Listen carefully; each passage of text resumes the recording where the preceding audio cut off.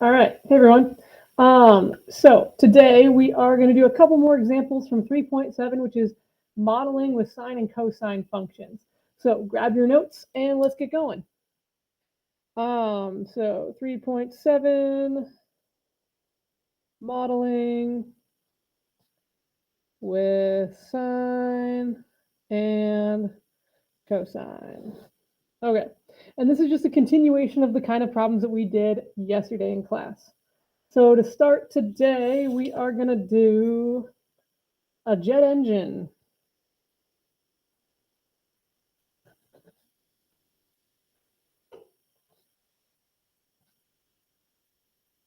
All right, I'm sorry we got to write all this, but here we go.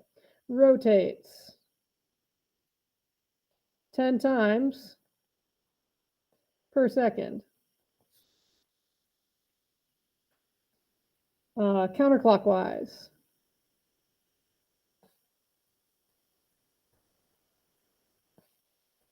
Point P is at the end of one of the blades. We're going to have a picture for this.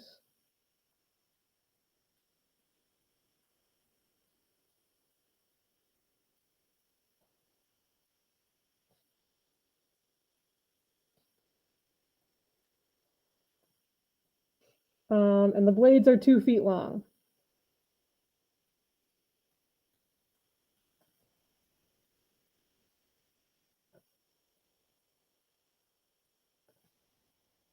Let's see, the center of the engine is 10 feet off the ground.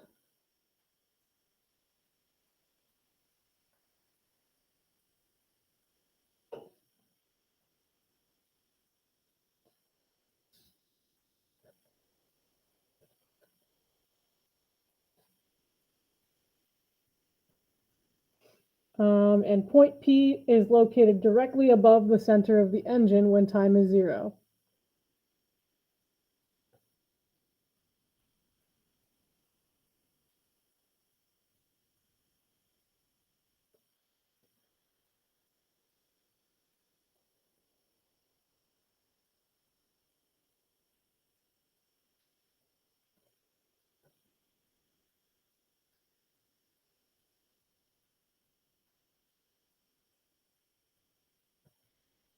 Okay. Then we're told a sinusoidal function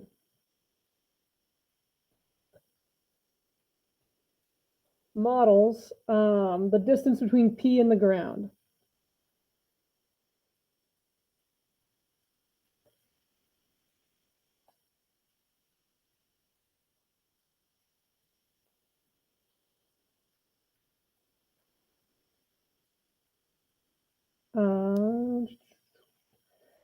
Find a possible coordinate for the points A, B, C, D, and E. So we're going to have a picture that goes with this as well.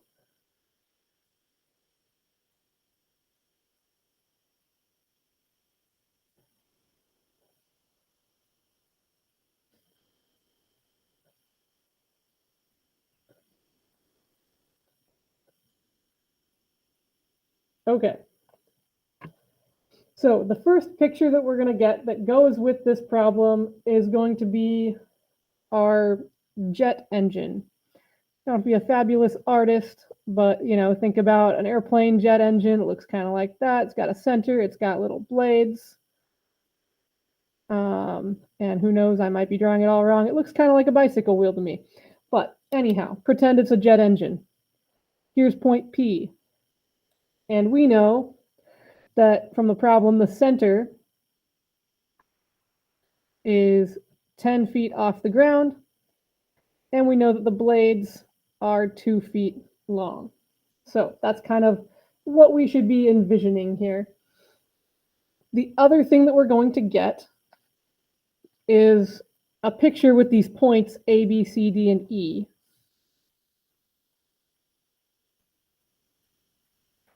So we're going to do our best with drawing here, but imagine that this is going to be a sine wave. This is going to be the midline, or a cosine wave for that matter. It doesn't really matter which we're going with here.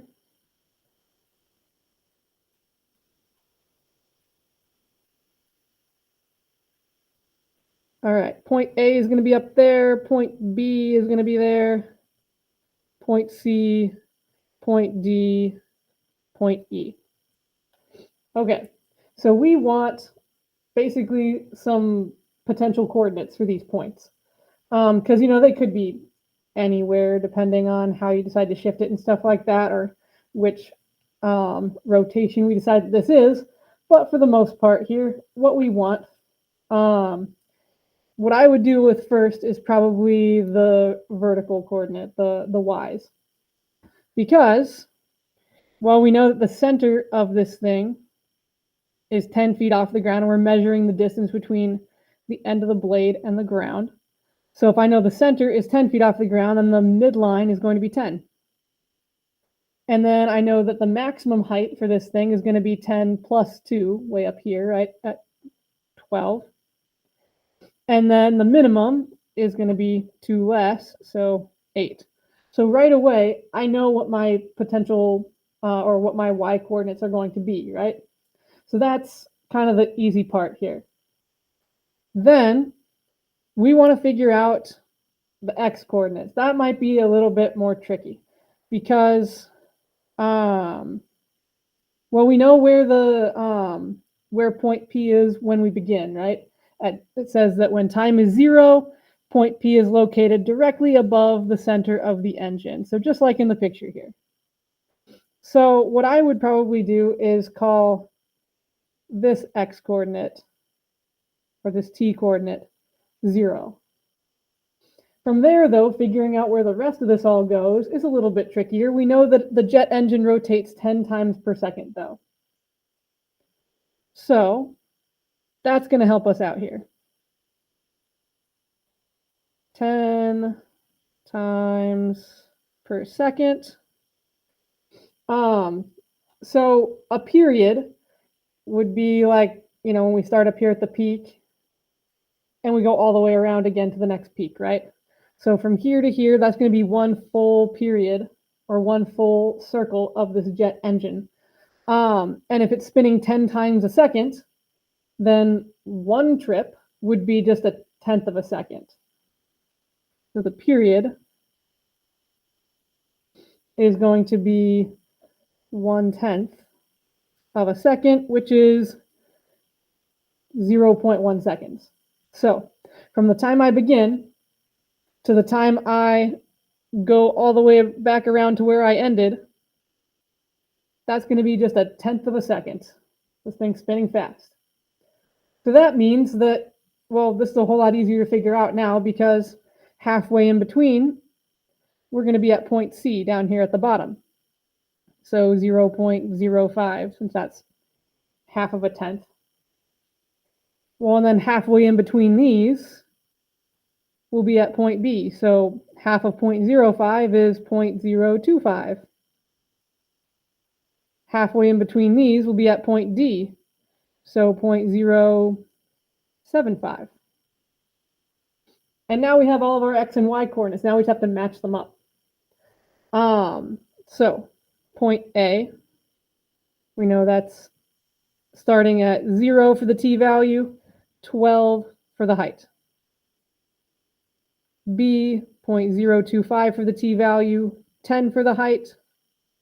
C, 0.05 for the t value, 8 for the height. D, 0.075 for the time value, 10 for the height. And lastly, E, 0.1 for the time, and 12 for the height. That would be our answer. Oops, sorry, you can't see it. There it is. All right. And this is the kind of question we want to get really used to answering and figuring out and stuff like that, because it's going to be one of those questions that comes up commonly for free response for the AP test and stuff like that. So a lot of it's just kind of piecing it together and figuring it out. So just to go back to what we did real quick, we figured out what the height values were going to be along the side by using our picture here, figuring out what the max was going to be, what the minimum was going to be, what the midline is going to be. Then we figured out that since it's rotating 10 times per second counterclockwise, that that means that it would go around 1 time in 1/10 of a second. So that gave us kind of our starting and our ending points here. And then we just figured out, halfway between, halfway in between, halfway in between. Okay, so there's our first example that we're looking at today. Our next one is going to involve, more writing. So here we go. I'm going to need a new page here.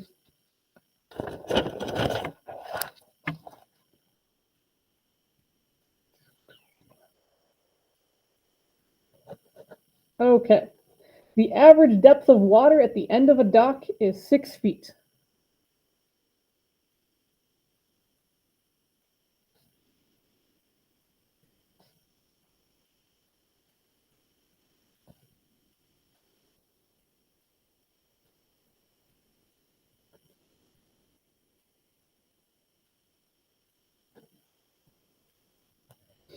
This varies by 2 feet in either direction with the tide.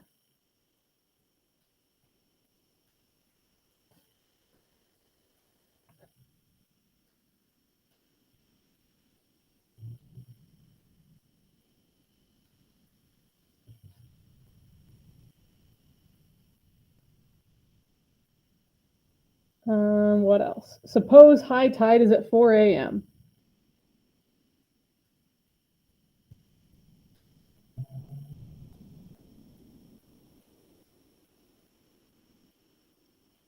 If the tide goes from low to high every 6 hours,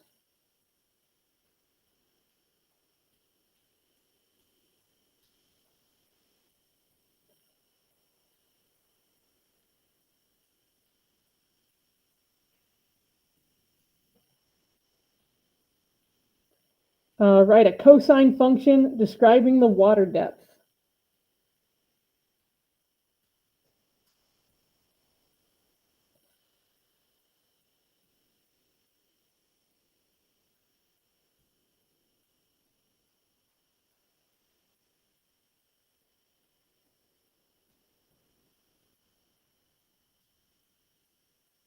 D of t,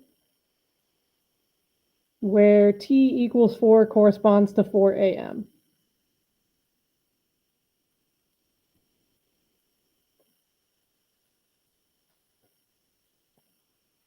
Okay. Whew. So, first thing that jumps out at me is we're being asked to write a cosine function. So we know that our format is going to be d of t equals. All right. D of t equals a cosine of b times t plus c plus d. That's what our function is going to look like at some point here. All right. Let's see. Then they tell us the average water depth is 6 feet. So that's kind of our midline then. That's a clue to us that we're talking about the midline. So midline,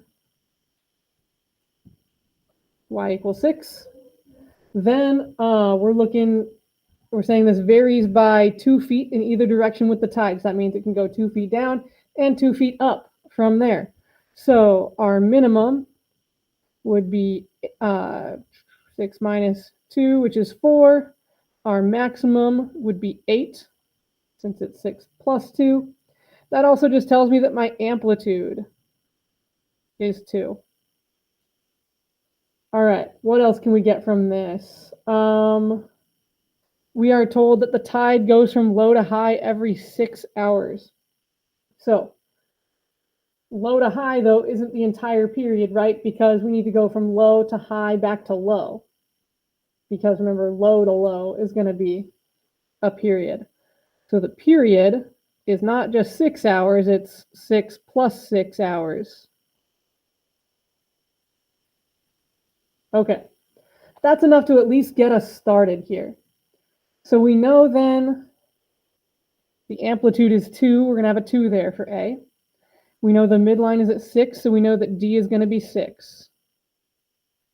The period. We know that 2 pi over the period is going to be our B value, so 2 pi over 12, so pi over 6. is going to be the B value. And now we have to deal with that whole 4 a.m. business and stuff like that. What's going on out there? All right, 4 a.m. So for this part, I kind of like to draw a little bit of a graph of what's happening. First off, I know my midline's at 6. We go down to 4, up to 8. They also told us that high tide is at 4 a.m. That's where it's going to be helpful to us. Time is 4 corresponds to 4 a.m. So if I have 4 for 4 a.m., I know I'm at high tide there. And then I know that 6 hours later, so 4, 6, 8, 10, then I'm at low tide. And then 2, 4, 6 hours later, I'm at high tide. So my function's going to look something like this. If this is a cosine graph, though, the easy thing is that my phase shift, I can just find my first peak, which is 4 a.m. So really with this one, we didn't need to draw the graph, but I like it. It's helpful to me. So I know that since my first peak is at 4 a.m., and it's usually, for cosine, we usually start at a peak when time is 0. That means I'm shifted to the right by 4. So if I'm shifted to the right by 4, that tells me that C is minus 4. Remember, right is minus, left is plus for the C value. All right, now we're ready to make our function. So last thing here, d of t equals 2 cosine of pi over 6 times t minus 4 plus 6. That would be my final answer.